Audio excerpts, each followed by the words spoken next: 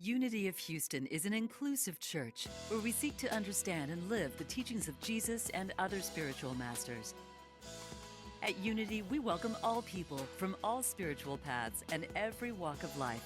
We celebrate the diversity of our city and of our world, and we teach love, tolerance, and oneness, seeking to live in harmony with open minds and open hearts. Wherever you are in your spiritual path, you are always welcome at Unity. Join us and discover that the life of your dreams is already within you. Well, today's the beginning of a 5-part series. I love series because if I don't get to tell you everything today, I've got next week. By week 5, we'll see what happens. There are 5 foundational principles that were formulated in 1990 by Connie Fillmore Bazzi, who is the great-granddaughter of our founders, Myrtle and Charles Fillmore. And these aren't contained in the original writings per se, but what she did is she had studied. She was in Howard's class in seminary. She was a Unity minister, and she had sort of synthesized and distilled what it is that we teach. And they've become really a beautiful, I guess, guidepost for us, just so that we know when we're teaching Unity and when we're doing something else. And we do other things, that's great, but it's so lovely to know what our core teachings are.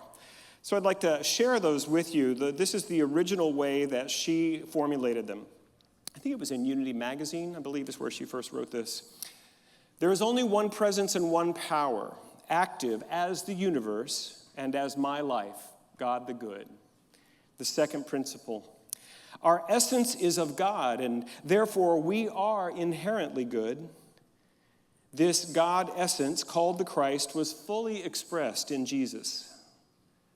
And the third, we are co-creators with God, creating reality through thoughts held in mind. The fourth, through prayer and meditation, we align our heart and mind with God. Denials and affirmations are tools we use.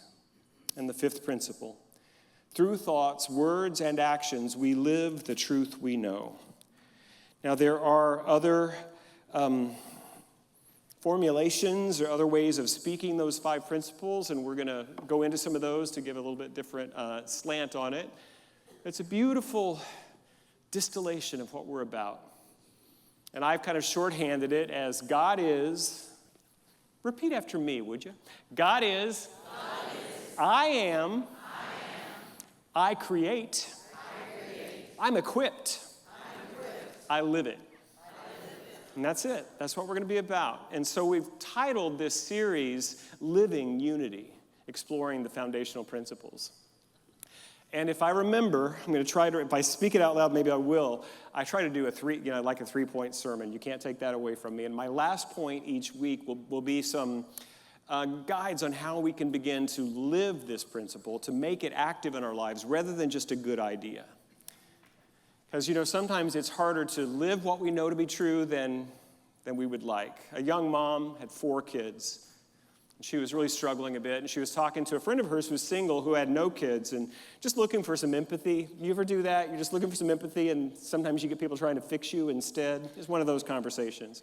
She said, I know my kids need a healthy breakfast, but I just can't get it done. I just throw at them whatever I've got, and the non-mother said, well, have you ever thought about meal prepping on the night before?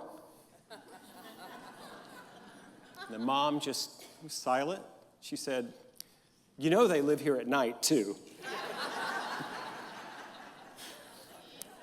Life gets in the way of our intentions sometimes. Have you noticed this?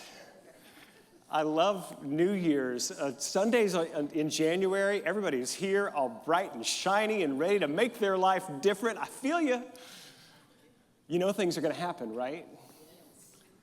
Unexpected challenges this year will occur that's going to make it harder to live your intention. On one hand, it may be harder. What if, on the other hand, we took all of those, what appear to be stumbling blocks in the road, as to be the stepping stones to our intention being made real? That is actually what's occurring in our lives. So we're going to talk about this idea of the first principle. God is absolute good and everywhere present. This is the fundamental philosophical and theological statement of who we are as a spiritual tradition. There are only three major worldviews described by philosophy and religion. They are dualism, which is there's a spiritual reality and a non-spiritual reality. There is materialism, which is there is no spiritual reality. It's all just quarks and atoms and molecules. And there's idealism, which says that the spiritual reality is the only real thing and all of this isn't real. Well, we kind of find this beautiful path through this. It's something philosophically we've been described as being emanation idealists. And what that means is this: the spiritual reality is indeed the true reality, but the physical reality emanates from it, the law of cause and effect. And so everything here is real but temporary. And spiritual reality, God, truth, is what we really are. And that's what really is here. In A Course in Miracles, it says it this way: nothing real can be threatened. Nothing unreal exists. Herein lies the peace of God. So what is real? God. And if you don't like that word, pick another. It doesn't care. Pick a different word. Spirit.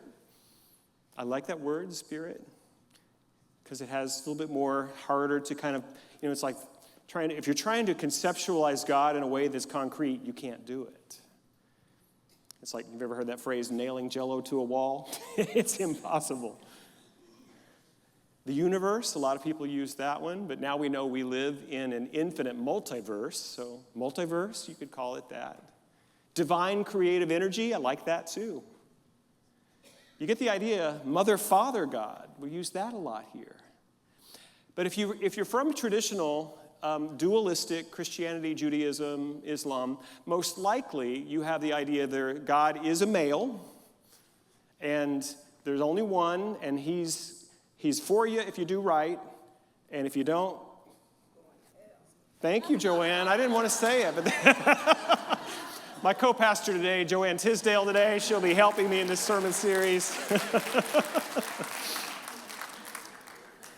So yeah, we know what that is, right? That's what we've grown up with. And what we're trying to do with this first principle is realize we're never going to figure it out. There's no box big enough to hold God. But what we're going to do instead, I say it sometimes like this when I'm doing a affirmative prayer with my prayer partners. I'll say, I know that my mind cannot hold all that God is, but in this prayer, I seek to fill my mind with the awareness of God. So I can't hold all that God is, but I'm going to put as much God in me as I can, in my awareness, in my mind, in my consciousness. And then I expand into that.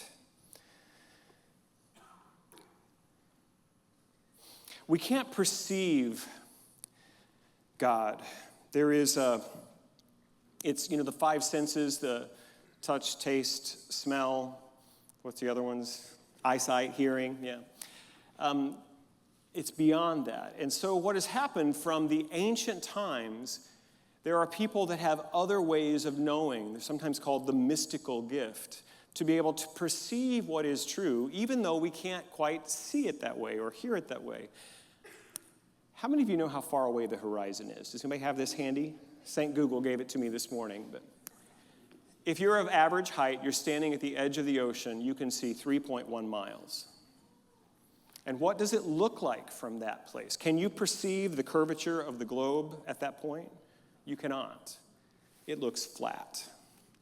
So for the vast majority of human history, people acted as though this world was flat. And if you started sailing out on the ocean, you could do that for a while, but then you were going to come to the edge and you would fall off because people had seen edges and what happens when you get to it. And that was the whole reality for humankind because it was too big for us to perceive with our senses.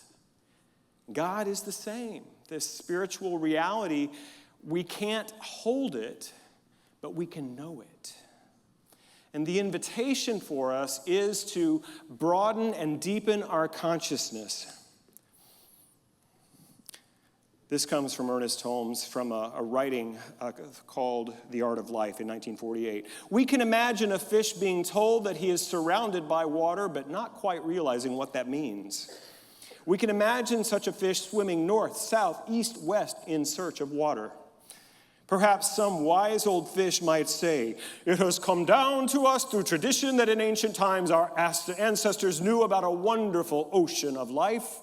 They prophesied a day when all shall live in the waters of life happily ever after." And we can imagine all the other fish getting together, rolling their eyes, wiggling their tails, looking wise and mysterious and beginning to chant, "Oh, water, water, water, we beseech you to reveal yourself to us. We beseech you to flow around us and through us, even as ye did in the days of our revered ancestors."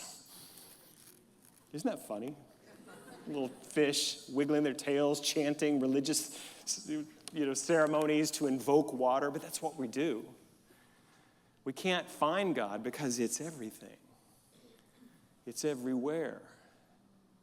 Always and forever. But it may not be exactly as we've understood God to be. So I want to talk next about that God is infinite, but our conceptions are always limited. I think I've done 4 or 5 Back to Basics series in January here at Unity of Houston. Probably longer than that because I was doing it on Wednesdays before I became senior minister, just as a way to get back to our basic principles. And so I went back and looked at some of my recent notes and old videos on YouTube. And I thought I was so smart back then. But I could see, just even last night watching these videos, I still thought I had it figured out in 2015. I still thought I really, by 2017, I really knew what I was talking about. I mean, it was subtle. I was saying kind of the same thing I am today, that God is beyond our conception, but yeah, I kind of knew. And what I've gone through in the last 4 or 5 years has changed me. I've been forced to look at my own conceptions and how they're no longer serving me. And guess what? I need a bigger God. And I noticed in my earlier talks on this topic, I would talk about the religion I grew up in. And it's like, yeah, they do okay over there. But here we really got it going on at Unity. That kind of subtle bias was in there.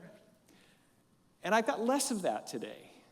And I'm not saying that there's any one religion that has it all right, because none of them do. But they all have a part of it.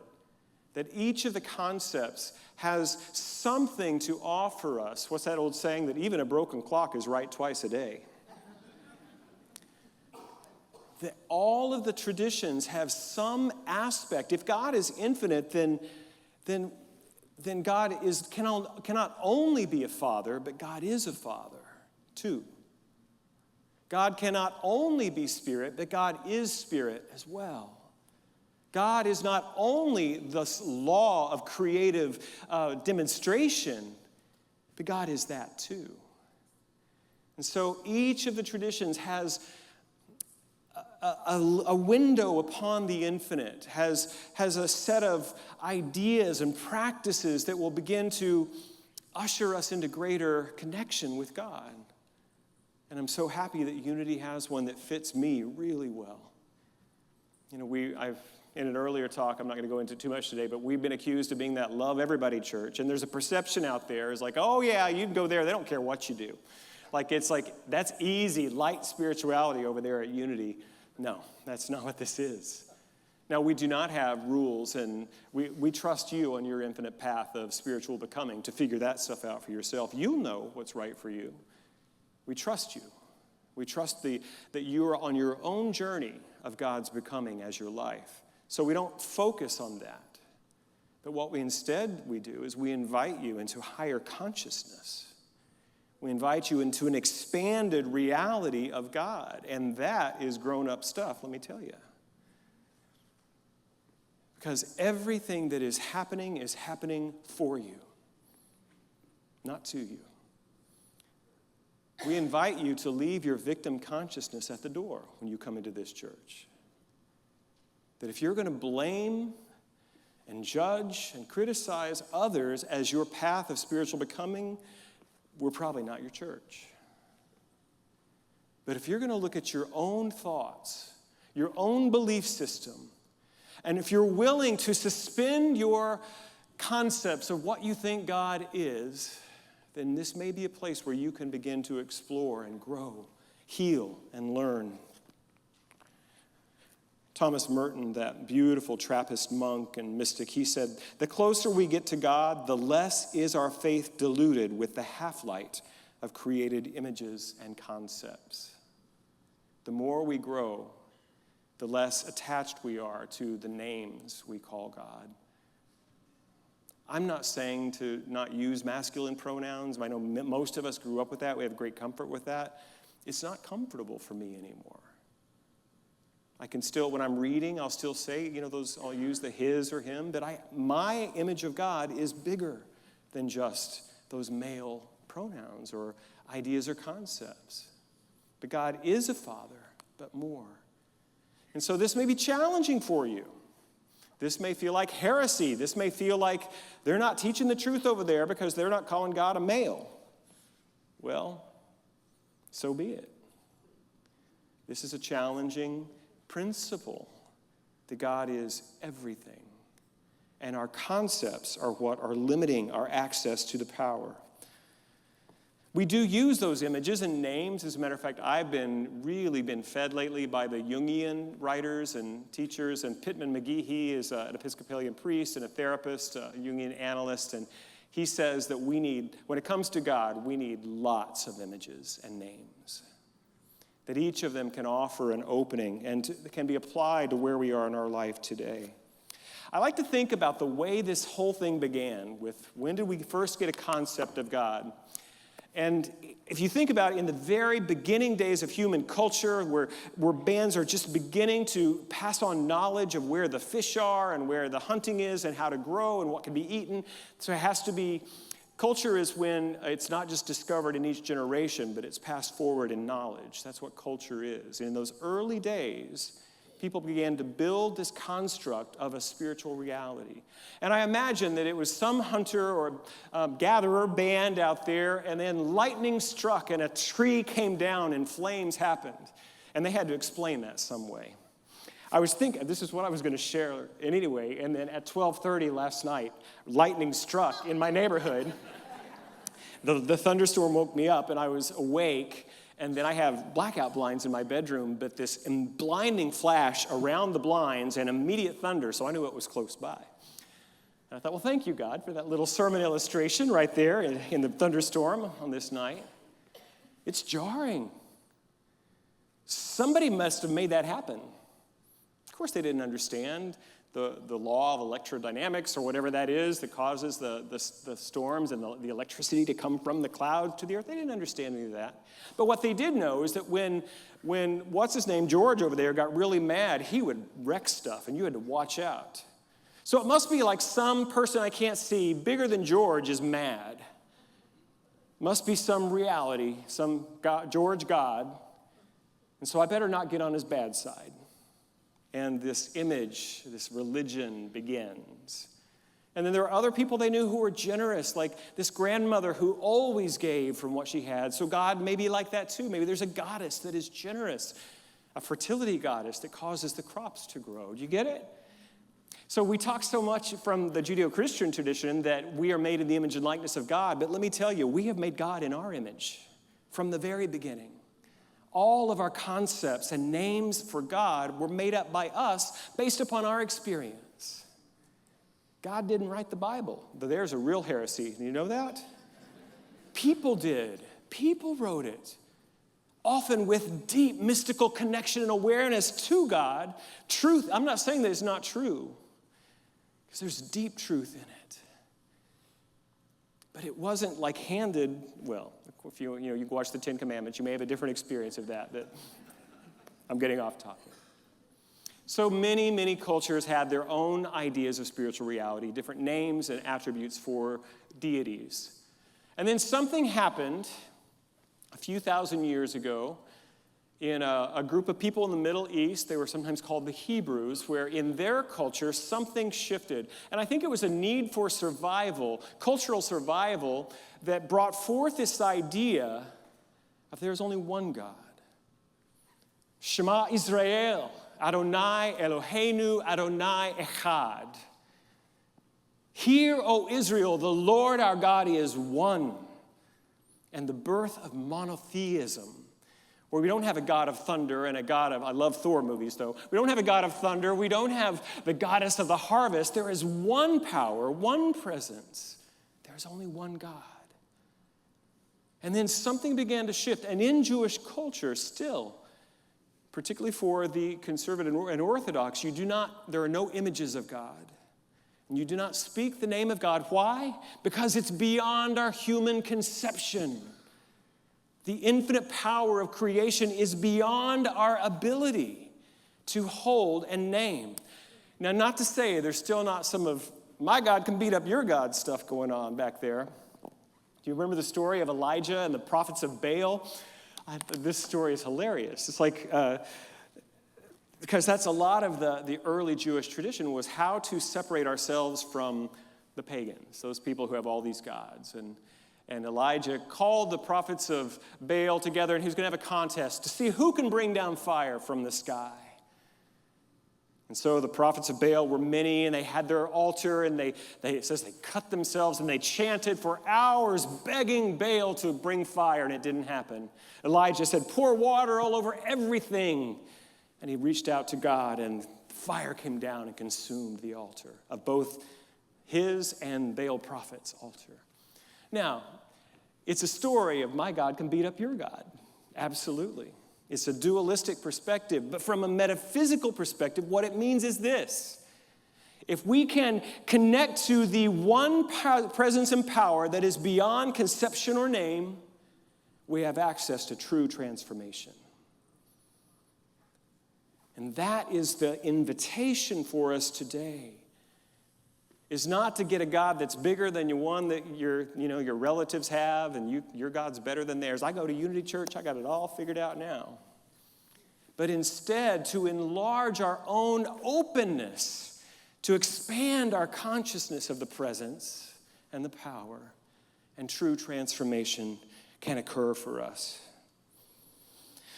So here we are at this final point I want to offer today. How do we live this principle and what happens in our lives? My first teacher in New Thought, Reverend Claudia Franklin, she talked about when she was beginning her spiritual journey. She began it in Al-Anon. She had a daughter who was an addict and causing all kinds of mayhem in her life. And so she was beginning her spiritual journey. And she told me, she said, Michael, my circle of okayness, it included my poodle and my African violet. Nothing else in my life was okay at that point. She said, I had so much resistance to what is. I had problems with everything except my poodle and my African violet. She said, as I began my journey of recovery and then into New Thought and these teachings and practicing the presence, that circle got wider and wider and wider. I think that's a beautiful way for us to hold it. What is it that we're holding outside of the circle of God today? And that is the growth edge of your becoming. Is it a broken relationship? Is it a financial difficulty? Is it an illness? What is it in your life that I can't hold this within the circle of God? Where we have some resistance there. And the invitation is to bring it here. And I know that the phrase that has been very helpful to me, which I've shared here a lot, is God is here, all is well. And any time that I'm struggling, any time that I'm in pain, any time that I can't quite get there in my concept, I just repeat that as an affirmation. God is here, all is well. And I know that when we are facing true human tragedy, that is a big ask. I did a memorial service yesterday for a young dad, father, 36. Tragic death. And I was not going to stand up there and preach to them. All you have to do is expand your consciousness of God. But what I know is that God is present in that family today. And I could bring my heart and my love and know that for them without having to figure out how it's going to be for those children. My friend Maggie Cole, who has taught classes here, she's spoken with me here on the stage before. Her son, at 7 years old, was the victim of a terrible freak accident. A hot water heater exploded and severe burns over 70% of his body. The doctors said there's no hope. He survived. He is alive and thriving today, living in San Francisco, an amazing being. But the lowest point of Maggie's life, she has shared with me that as a single mom, when her 7-year-old only child, lying on a stretcher, blackened and bloodied, and she's being told that he will not survive. And this, you can imagine the trauma and the pain that she had to carry. And it was that trauma and that pain that drove her to our teaching. And it was decades later that she had an insight and an awareness that God was there. In that lowest of her moments, God was present. And then everything shifted. It's like she rewrote history by the awareness of God's power and presence at the worst possible moment in life. So the invitation for us to live this principle of God's universal, omnipresent, omnipotent, omnibenevolent being is just to open to the possibility that yes, even here, God is.